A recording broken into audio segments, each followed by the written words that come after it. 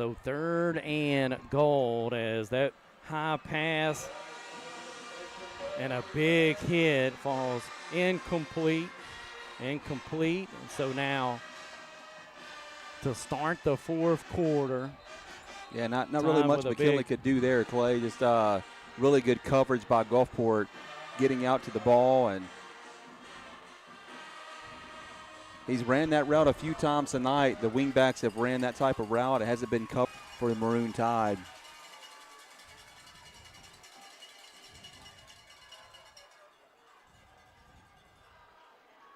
Picayune Maroon Tide, Gulfport Admirals here in Milner Field. Clay, most publications have this as their game of the week, and it's certainly living up to that.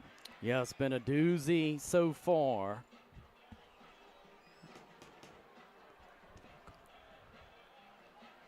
(21-16), Gulfport leads it. 11:54 to go.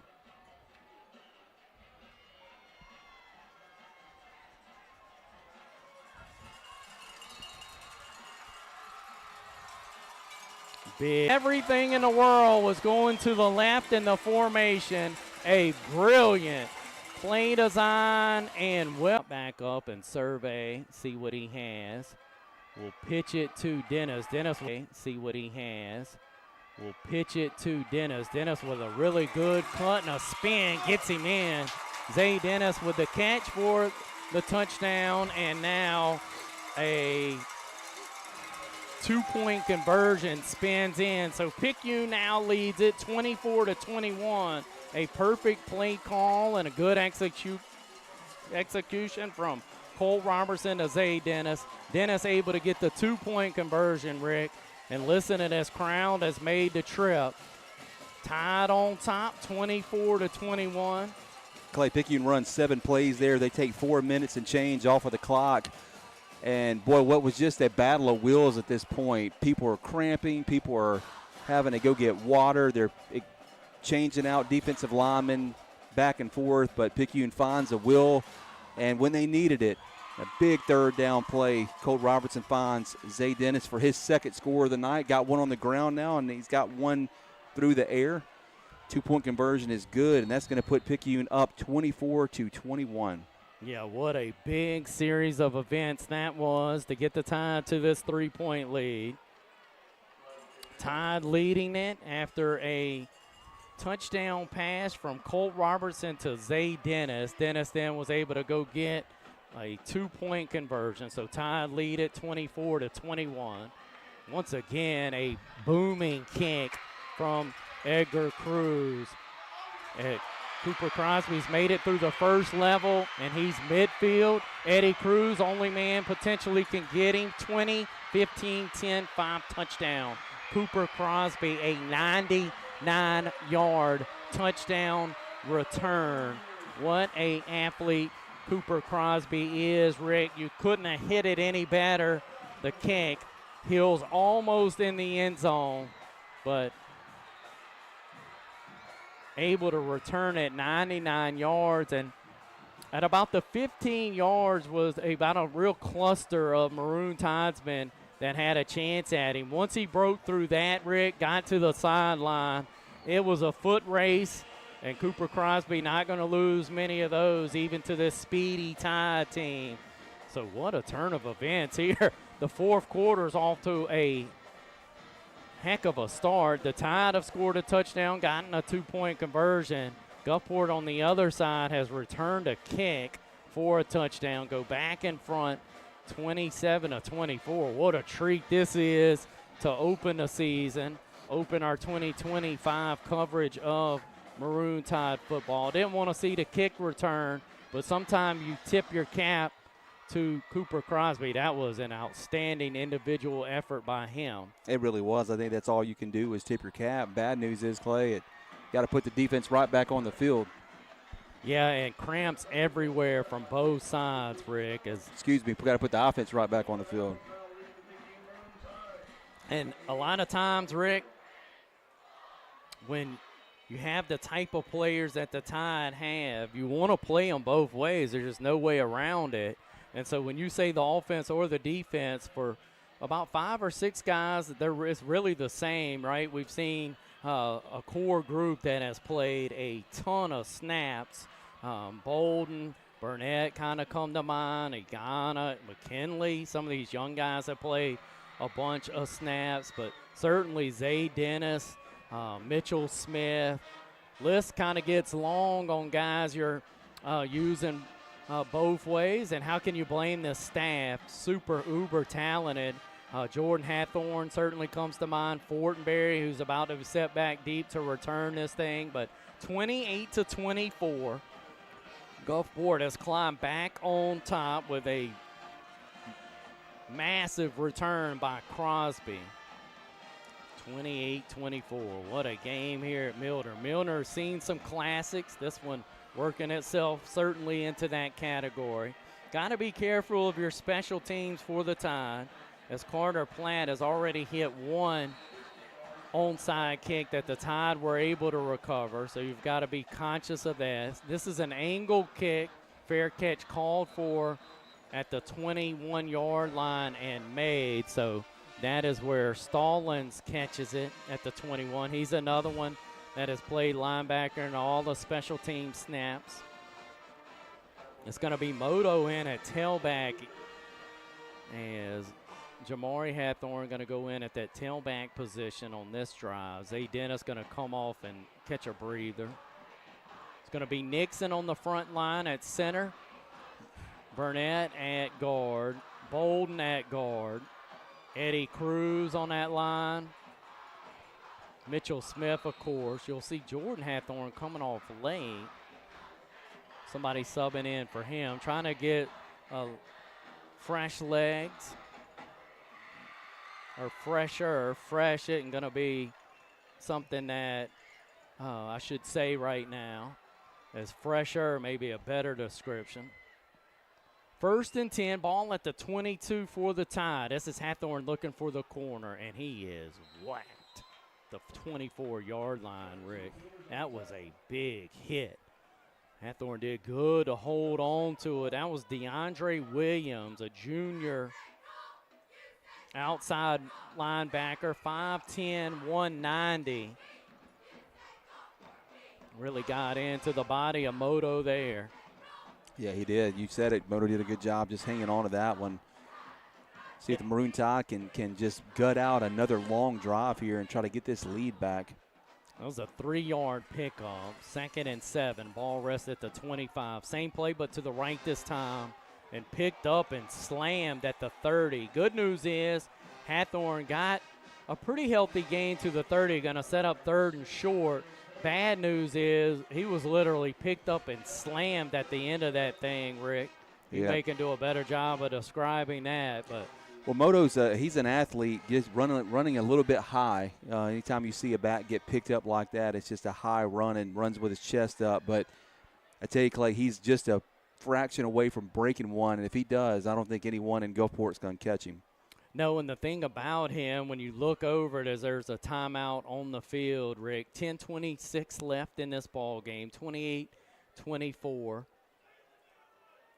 Gulfport on top. What I was going to say about Moto, I just made a mention of kind of making fun of myself for fresh legs. He's given the Tide a lot defensively. Like, he's been impressive to me at times out as a defensive back. So just a ton of these names that we've talked about. Yeah, it's a really good point. You know, Zay Dennis right now, 17 rushes. He's at 97 yards.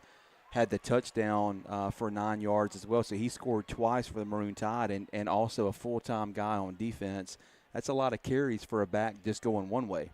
Let's look back at the touchdown, Rick, a moment ago for the Tide. What a beautiful play call, right? Everything kind of leaked out to the left except for Zay Dennis. He wheeled back to the right and found himself wide open in the end zone, which is where Colt Robertson found him. And then Cooper Crosby returns the ensuing kickoff for a touchdown. That's how we've gotten to this 28-24 advantage for the Admiral. And that's going to be a first down pickup. 3rd and about 3 right there. Give it off the left side and able to pick up the first down. That was Jordan Hathorn. So 3-yard line of the Tide. Tide going from right to left in front of Rick and I. a dynamic cutback, but sometimes tonight, Rick, when Zay's made that cut, he's cut back into an awaiting defender. And I think that just speaks to kind of the flow of this defense. They play pretty controlled on that side of the ball. They've got some really good players, do the Admirals. That was another good stop by Mavin Daniel, a defensive lineman who's 6'1", 220. Good play there. Yep, only a 2-yard gain there, Clay, but the clock's continuing to move, and you're getting positive yardage. Maroon Tide just got to keep that going. 2nd and 7. Pitch to Dennis. Dennis still alive. Look at this run. 40 midfield. Another dance move by Dennis before he's run out of bounds at the 34-yard line. But, boy, what a run that was by Zay Dennis. Had everything going to the right and then broke it back to the left. The same type of run that I've talked about, Rick, tonight, but that's a 29-yarder as he was able to finally kind of get that cutback lane that I was just bragging about the Admirals for staying home. And there he found a gap. So he made the right cutback there a couple of times, and, boy, the Maroon Tide needed that. He's fun to watch with the football. Yes, he is. Tide trail it by 4, but on the move. 8-10 left in this one. Have gotten it to the 35 of Gulfport. Good run here by Colin Agana. The fullback going to get 6 tough yards. And he made a young man at the end of it pay for it. He's done that on 3 or 4 of his runs.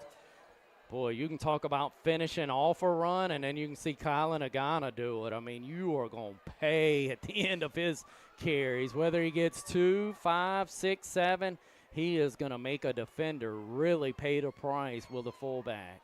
Just a sophomore, super bright future for Mr. Agana. 2 wide receivers to the right, tied in a good spot, 2nd and 4. Here's the toss to Moto, kind of leaning on the Admirals.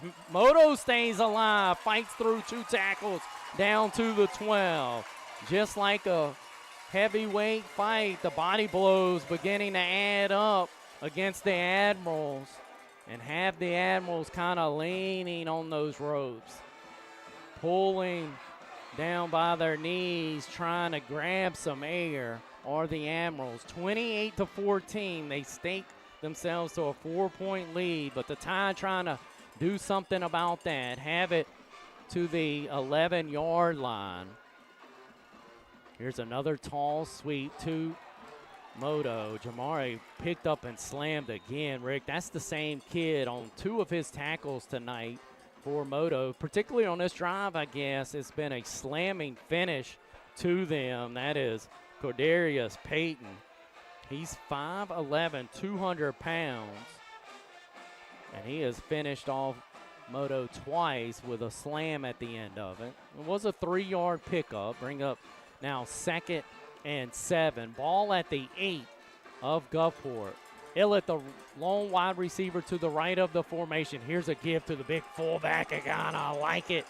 He's down to the 2-yard line as Colin. A late whistle as the big fullback turning those legs, Rick. I had him at the 2. He may have gotten it to the 1. I like the ball in his belly. Agana picked up a lot of good, tough yards tonight. And if you're tired, that's not what you want to see if it's a defense is that young man with the football. Agana listed, Rick, he's just a sophomore, 5'9", 225, and a lot of that's in those thighs and that back end where a ton of his power comes from. Just built different is Colin Agana. He's split to the left at the fullback position, and it's a give to him. Cody likes what I like, and so does Adam Feely. Give it to him. 2-yard touchdown run. Why change it up? Give it to Agana, let him finish off the drive, and he will. Touchdown for the Tide, lead at 30-28. 2-point margin here for the Tide after a really, really gutty drive by this group. Now here's a big PAT, Rick. Sent with a 2-point margin. You'd love to hammer this one home and get it to a 3-point lead for the Tide. New snapper for the Tide on this long snap, I believe. I'll try to confirm that when they come off. It'll be snap back and holds good. The kick is up, and it is good. So Tide with a 3-point advantage. I'll get a number on the long snapper there. That was a different kid with the snap back, I think. I could be wrong on that. 31-28, 5:37, all that's left in this one, Rick. And what a drive What from a the Maroon drive. Tide. My goodness. Maroon Tide goes 79 yards. They take 10 plays to do it and 5:47 off of the clock. It is capped off by a 2-yard Agana touchdown, but my goodness, 5:47, Clay. Started from the 21, go 79 yards, 10 plays. That is a great, great drive here for the Maroon Tide. And on that drive, Zay Dennis now 19 rushes for 128 yards. Jordan Hawthorne not far behind, 8 for 86. Moto starting to get his numbers up, 8 for 49. And Colin Agana, 8 rushes, 56 yards, and a touchdown. Anytime your fullback's averaging 7 per carry, that's good news for the Maroon Tide. And that was McKinley on be able to return it for 99 yards. I don't think you kick it to him. I mean, look, Eddie Cruz kicks it deep, just a yard from getting it in the end zone. With the snaps he's played, maybe we try a different route there on this next one, but you don't want to put it in the hands of 5. Let's see what the strategy is. It's an angled pop-up kick handled at the 32. Fair call there. That was Pollard who called it, a sophomore wide receiver, and up back at the 32. So you take Crosby out the pitcher, but you do give Gulfport pretty good starting field position. Yeah, back and forth game tonight, Clay, and my goodness, it has lived up to the billing. It really has. This is kind of what you expect from these two teams, and we've gotten a really good ball game. 31-28, 5:37 remain. See what the Tide have left in them defensively here. Ball at the 32. You've got 2 wide receivers to the right of this formation. Now you'll send one from right to left. Will the Admirals. That's Morgan. And another gashing type run from Crosby. We talk about body blows. He can certainly deliver them, right, Rick? He can, Clay. And look, I mean, I think it was on my mind. Maybe it was on yours as well. Would Crosby have a snap count number? I mean, he had 10 carries last year, but first game of the season, he's getting his work in tonight. Yeah, Coach Pennick sent us a bill of goods, didn't he? He Sold did. us a bill of goods. What he said, we're going to try to keep him fresh towards the end of the year. So on the way up here, I said, Slick, that's encouraging. We may see Cooper Crosby maybe for 12 or 15 carries. You said, well, Slick, Clay, he only needed 10 last year for a tune of what? 240, yeah, 243 on the ground. But, yeah, an explosive kid. And ran through the tackles a lot more than I thought he would tonight. Yeah, he's going north-south a lot tonight. Penalty against Gulfport, going to back him up to the 41, brings up 1st and 15. You've got 2 wide receivers over to the right. You'll now go from shotgun to pistol as Crosby will crawl back behind Nettles. Fake to him. He's rolled out to the right, found his tight end at the 40, 45. A good tackle made. Will splash forward to about the 47, but that was a good sellout of his body by Jordan Hathorne coming up and catching the knees of the tight end. Yeah, they love that play, Clay. That's a safe play for Nettles to run. Usually results in the tight end being open. He's used the tight end some tonight. But helmet came off, and he's going to have to go out for a play at least. 2nd and 7, Rick. Any break in the action, I think, for the 11 that are being tasked with being out there for either side, they'll take as they need a chance to regroup a bit. Tide's 11 right now. I see Moto coming in from that far corner. He's out there for the Tide. Yeah, and that was going to be that same play that they hit us on the first play of the game of the trips, and Hells is the guy back in that trips number.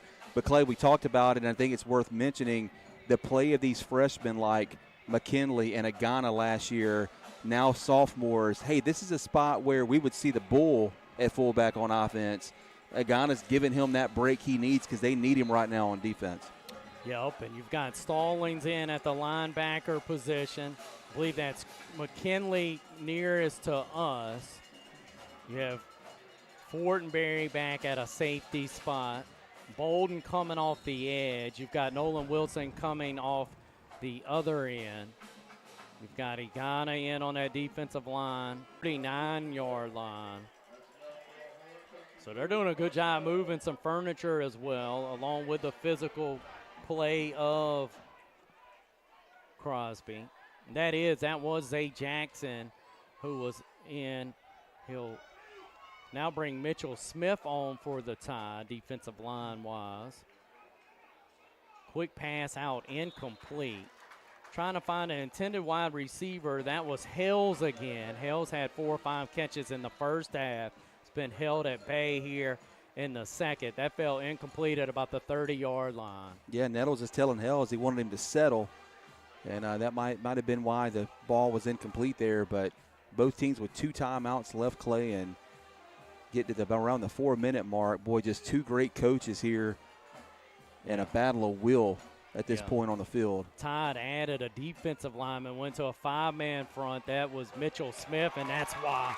Gobbled up and stopped. Crosby had gutted the defense one too many times for Coach Seth Hayden's liking.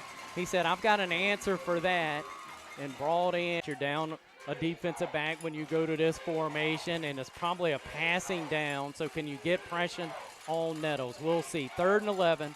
Ball at the 40-yard line of the Tide. Nettles is indeed looking to throw a low pass, but scooped off of the turf almost. Caught off the grass here just before an incomplete pass. Was a tremendous catch by Mylan Stubbs. Able to grab it, advance it up to the 33-yard line. 4th and 4, Ricky Whitaker, 3:15 to go.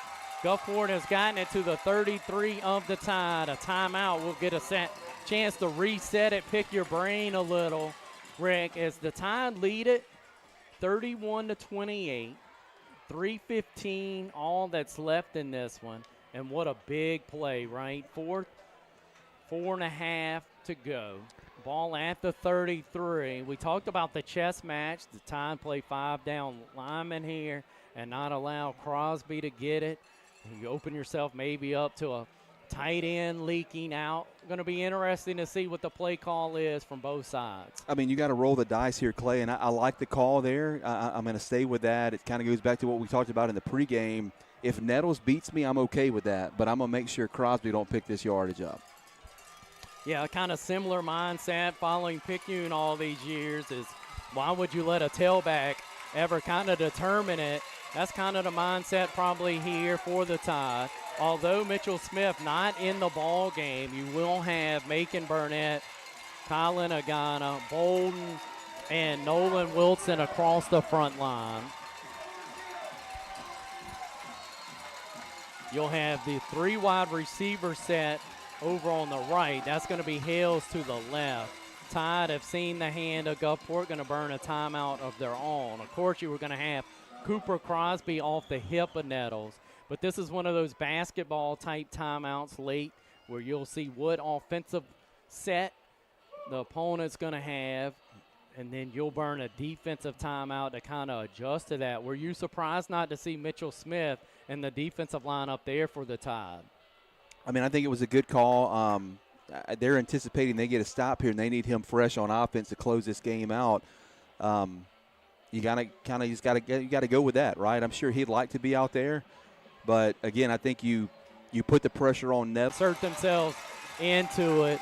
Tide players and coaches imploring this crowd that's made the trip to Gulfport to get on their feet. They have certainly responded to that call. This is an awesome visiting crowd here tonight for the Tide. 3 wide receivers to the right.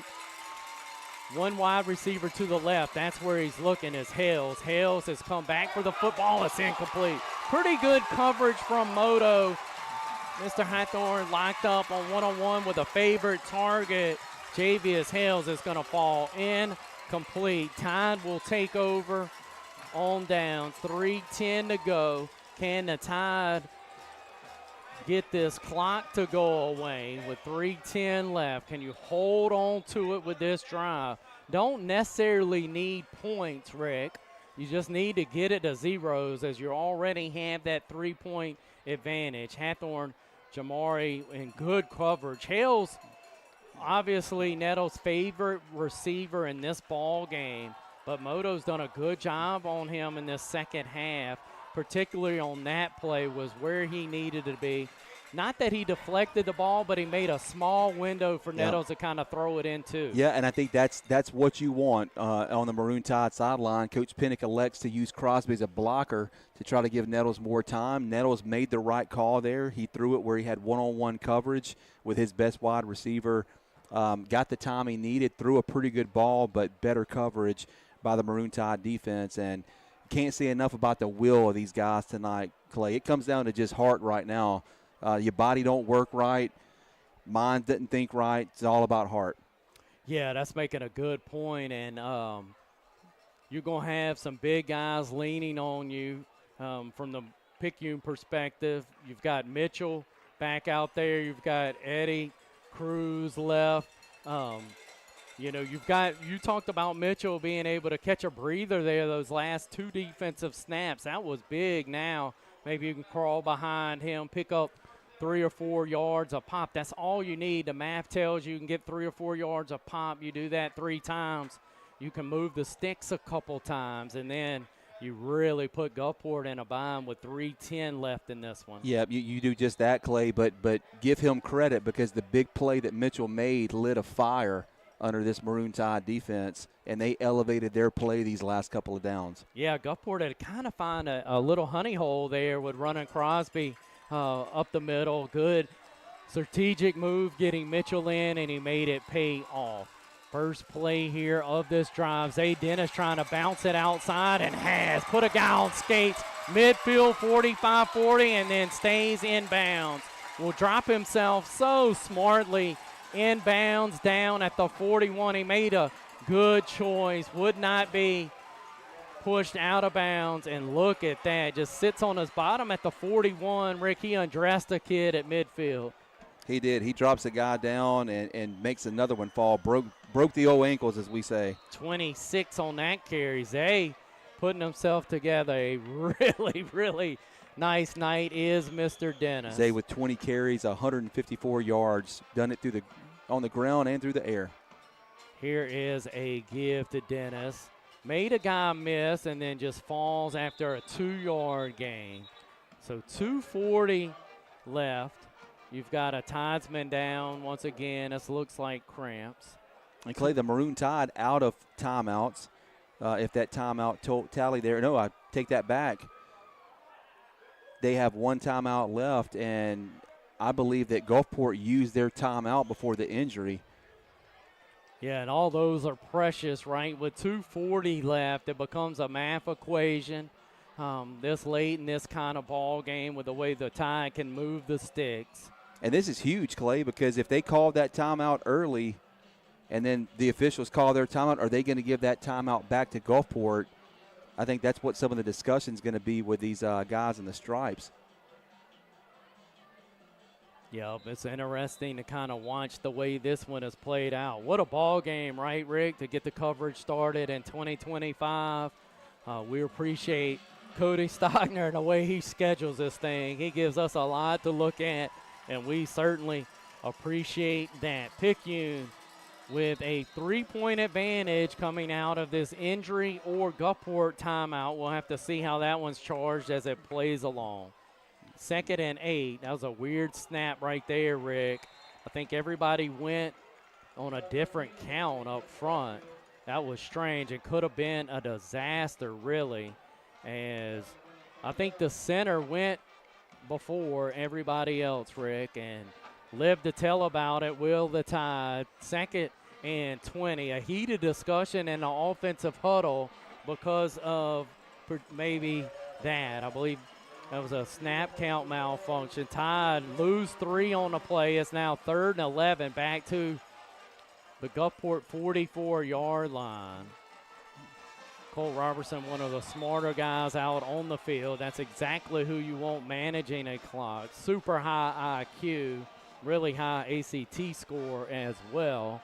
And all those things is what you want snapping it when you're trying to do a countdown. But the Tide have made a bit of a mess of this, Rick. Had a snap count issue that almost cost them a fumble, and now you back up 5 yards because you're offsides. And so not the prettiest couple of plays here in a row. You've backed it all the way back up to midfield. It's at the 49, still in Gulfport territory, but Tide have thrown it in reverse. Now face a 3rd and 16 with a minute 58 left. Had it 2nd and 8, Clay. Now you're 3rd and Biloxi here. That's not what the. So 4th and now 17, Rick. This has not been that patented kind of Maroon Tide waste the clock away set of downs here, but you have 19 left on the play clock, 1:29 left on the game clock. So you'll snap it with about 1:12 left, or the Tide will burn their time out with that. We'll see what happens first.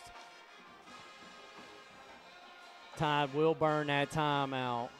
So 1:12 left. You've got 4th and 17, Rick. You've gotten back across midfield, now down to your It's going to be Nolan, we assume, to make sure they get this thing off and you put it where it's not returnable. And we would expect to see Crosby back there getting ready to return it, knowing it's going to be number 6 for them, who's going to be back deep. Yeah, that's one of their wide out, speedy Cordarius Patton. We've seen him some in an offensive sense. We've primarily seen him on the linebacker spot. I want to say that's the kid that slammed Moto twice back from their defensive side as well. He's a tough one. Yep, listed on the roster is an outside linebacker, 5'11", 195 pounds, and can run. Interested to see. Got to make it work here. It's a good snap back to Wilson, and Nolan's hit a pretty good punt. The main part was that it got off his foot. Took a backwards bounce, didn't help the Tide there, but Gulfport will go to work from the 31-yard line, Ricky Whitaker. 31-28, our score from the 31. A field goal would tie it. Gulfport's earlier field goal attempt didn't look too good. That's good news for the Tide. Coach Pennick probably doesn't have a whole lot of confidence in that unit after seeing earlier. See what the Tide can do defensively. Yep, they'll have Mitchell Smith back. I think they're going to stay with a 4-man front. That's a good idea when a passing situation, but defense. Be able to live to tell about it, able to get out the way after he just flipped it out to Crosby. A minimal gain, just a 5-yard pickup. Here's the situation. Tide lead it 31-28, 54 seconds left in the ball game. Ball spotted at the Gulfport 35-yard line. 2nd and 5 from there. 3 wides to the left, 1 to the right. Nettles looks to the right. Textbook coverage. Batted away by Fortenberry. Haven't heard Fortenberry a lot defensively, and that's a good thing. That's because he's been draped over his guy all night long. There, he makes a pass deflection. Really good coverage by Fortenberry. Yeah, going to bring up 3rd down here, and we'll see Mitchell Smith check out. The Bull is going to check back in, be around that zero technique. Maybe he'll shade over on the defensive line. 52 seconds here. 3rd and 5. Ball at the 35 of Gulfport. Nettles going to set up a bubble screen through the middle. Really good play call and a maybe touchdown-saving tackle made by the Tide at the midfield stripe. Falls forward to the 48, but that was really well done. I held my breath. I thought Cooper Crosby may score on that, but a good tackle made out at midfield. Nettles looking to throw, will take a shot. It's caught at the 35-yard line, tight rocking the sidelines up to the 15-yard line. 36 seconds to go. That was a perfect pass and catch. That was Nettles to